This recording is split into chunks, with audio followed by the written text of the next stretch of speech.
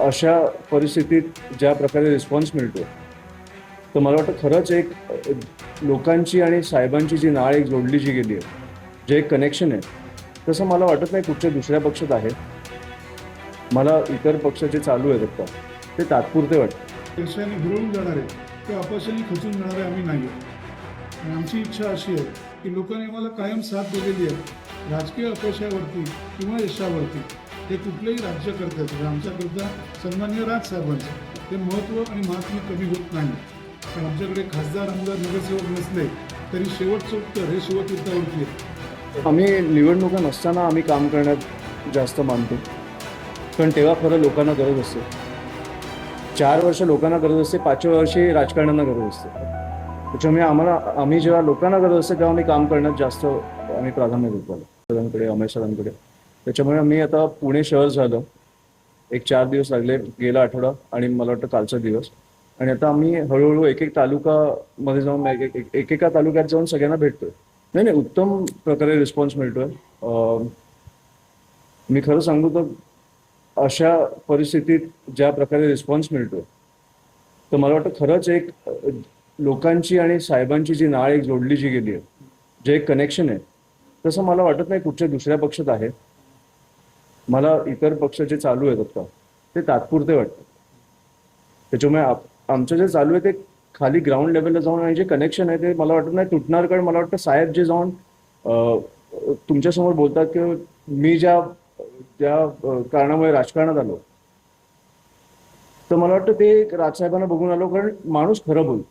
ते माझ्या वडील आहेत म्हणून नाही बोलत मी, पण माणूस खरं बोलतो, आपल्या मनातलं बोलतो.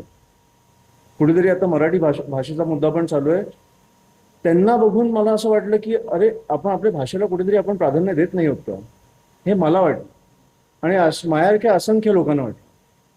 त्याच्यामुळे तो जेव्हा बोलतो त्याला आपण जे कनेक्ट होतो, त्याच्यामुळे मला वाटतं की हे जे नाळ किंवा जे कनेक्शन झालंय, आणि मला वाटतं की खूप उत्तम रिस्पॉन्स मिळतो त्याच्यामुळे. आम्ही निवडणुका नसताना आम्ही काम करण्यात जास्त मानतो, कारण तेव्हा खरं लोकांना गरज असते. 4 वर्ष लोकांना गरज असते, 5व्या वर्षी राजकारण्यांना गरज असते. त्याच्यामुळे आम्ही जेव्हा लोकांना गरज असते तेव्हा आम्ही काम करण्यात जास्त आम्ही प्राधान्य देतो. महाराष्ट्राचा दौरा मला वाटतं जून किंवा जुलैमध्ये चालू आहे. आता सध्या पुणे शहर आणि पुणे जिल्ह्याचा दौरा चालू आहे.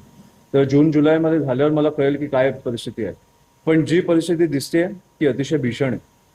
म्हणजे तुम्ही शेतकऱ्यांचा विषय घेतला, विद्यार्थ्यांचा विषय घेतला, महिलांचा विषय घेतला, आता मला वाटतं लाडकी बहीण पण थांबली आहे. हायकोर्टाचा निर्णय आला ना काहीतरी, हां, की तुम्हाला जमत नसेल तर थांबवा ती गोष्ट, पण पैसे नाही आहेत बोलू नका, असं मला वाटतं काहीतरी हायकोर्टाचा निर्णय आला. तर हो ना, तर मला वाटतं लाडकी बहीण पण थांबली. त्याच्यामुळे जे तुम्ही निवडणुकीच्या तोंडावर चालू केलेलं, ज्याला मी तर बोलेन की तुम्ही ऑफिशियली पैसे देत होता, जे अनऑफिशियल पैसे दिले जातात ती वेगळी गोष्ट. ऑफिशियली तुम्ही पैसे देत होता लाडकी बहिणीच्या नावाखाली, ते पण आता थांबलंय. त्याच्यामुळे आता 4 वर्ष आपण असेच राहायचं आणि मग 5व्या वर्षी परत काहीतरी योजना घेऊन येतो. असं मी त्या दिवशी बोललो की मुख्यमंत्री असताना जो कोणी असेल, आता फडणवीस साहेब आहेत, तुम्ही जर प्रेस कॉन्फरन्स घेऊन बोलला की मी पोलिसांना 24 तास फ्री हँड देतो, मला महाराष्ट्र साफ करून द्या, तर नाही होऊ शकत का? आपल्या पोलिसांची क्षमता नाही आहे का तेवढी? तर आहे. का नाही बोलत होतं? पण हे ड्रग्सचे पैसे कुठे जात आहेत हे मला वाटतं आपण पण तपासलं पाहिजे जरा.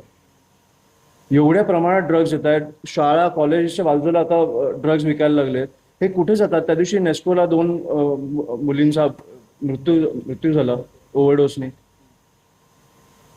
हे कुठनं येते बरं? ते नेस्कोचं झाल्यानंतर काय कारवाई झाली? मी कधी कधी असा विचार करतो की ते आता ते लेटेंट वगैरे झाले ना, समय रैना वगैरे, एक घाणेरडा जोक मारला, घाणेरडा होता बरोबर, पण त्याच्यासाठी तुम्ही 2 आठवडे घालवले. नेस्कोसाठी 2 मुलींचा मृत्यू झाला, त्याच्यासाठी तुम्हाला काही एक कारवाई नाही, काही FIR नाही, काहीच नाही. हे आपण कधी गांभीर्याने घेणार आहोत? बरं, आपण विषय झाल्यावर 1-2 दिवसात विसरून जातो हे विषय. मी त्या दिवशी बोललो तसं पुण्यात तो पॉर्सचा इन्सिडेंट झाला, तो त्या मुलाचं काय झालं? त्यांनी 2 मुलांना उडवलं बाईकवर. त्यांना तुम्ही 300 शब्दांचा एसे लिहायला लावला. आम्हाला आता जबाबदारी दिली आहे. आम्ही हे सगळे प्रश्न घेणार आहोत. आम्ही हे सगळे प्रश्न घेणार. मी रिझल्ट तुम्हाला तेच विचारतो. जबाबदारीने ना जे सत्तेत बसलेत त्यांना पण विचारा की ज्यांच्यामुळे हे विषय चालू आहेत ना त्यांना का नाही कधी विचारत. नाही तुम्ही अपेक्षा राजसाहेबांकडनं करता ना. हो करायला पाहिजे. मग करायला पाहिजे. मग सत्ता का नाही देत. मग तेच म्हणतोय मी की मग तेच अरे मग आम्ही तेच बोलतोय की आम्ही आंदोलन घेऊन विश्वास का नाही वाटत. वाटेल ना. वेळ लागतो. ज्या माणसांनी पहिल्या 3 वर्षात 4 वर्षात 13 आमदार आणले, नाशिकमध्ये सत्ता स्थापन केली, पुण्यात 29 नगरसेवक आले, मला वाटतं मुंबईत 28 आले. मग ह्याला विश्वास नाही बोलत का तुम्ही लोकांचा. म्हणताय की आता सत्ता दिली होईल ना. वेळ लागतो. प्रत्येक पक्षाचा एक चढ उतार असतो ना. होईल ना. पण मला वाटतं सत्ताधाऱ्यांना पण तुम्ही असे विचारत जा प्रश्न. सत्ताधारी ते येतात का तुमच्या समोर. आता करतो. मला वाटतं आमची जेवढी जबाबदारी आहे ना तेवढी पत्रकार म्हणून तुमची पण. आम्ही केलंय नाही पण तुम्ही पत्रकार म्हणून प्रश्न पण विचारले पाहिजेत. तो पत्रकार तुम्ही आम्हाला फक्त प्रश्न विचारून नाही जाणार की आम्ही काय करतो. तुम्ही काय करताय. तुम्ही काय करताय हा पण विषय ना. तुम्ही काय करताय. ते आणलंय ना समोर. त्याच्यामुळे आणलंय म्हणजे मग तुम्ही 2 दिवसांनी विसरून जाल वेगळा विषय आल्यावर. आपल्याकडे कसे दिवसाला 50 विषय असतात. हो. सन्मान्य राजसाहेबांच्या आदेशाने संपूर्ण महाराष्ट्रामध्ये प्रत्येक पदाधिकाऱ्याला जबाबदाऱ्या दिल्या. त्याप्रमाणे अमित साहेब आणि अविनाश अभ्यंकर आणि अनिल कुलकर्णी आम्हाला पुणे आणि पुणे जिल्ह्याची जबाबदारी दिलेली आहे. आम्ही बांधणी तळागाळातील मनसैनिकांपासून ते वरपर्यंत अशी करतो. त्याप्रमाणे पुण्याला गेल्या 10 दिवसामध्ये आमच्या वैयक्तिक पदाधिकाऱ्यांची बैठक आमच्या चालू आहेत. त्यांचे विचार, त्यांना आलेले राजकीय अनुभव, ते जे काय ते त्यांनी अतिशय मनमोकळेपणे मांडलेला आहे, तो सर्व अहवाल आम्ही सन्मान्य राजसाहेबांना देऊ. त्याची राजसाहेब ठाकरे कारवाई करतील. एक गोष्ट मात्र नक्की की जो धावेल तो टिकेल माझ्या सकट. म्हणजे हा पक्षाचा नेता आहे का, हा पक्षाचा शहर अध्यक्ष आहे का, हा पक्षाचा अजून कोण जुना सहकारी आहे. आता 19 वर्ष पक्षाला झालेली आहे. 19 वर्षात राजसाहेबांनी महाराष्ट्राकरताची उत्तम अशा भूमिका घेतल्या. राजकीय यशही आलं, राजकीय अपयशही आलं. पण अपयशाने हुरळून जाणारे किंवा अपयशाने खचून जाणारे आम्ही नाही आहोत. आणि आमची इच्छा अशी आहे की लोकांनी आम्हाला कायम साथ दिलेली आहे.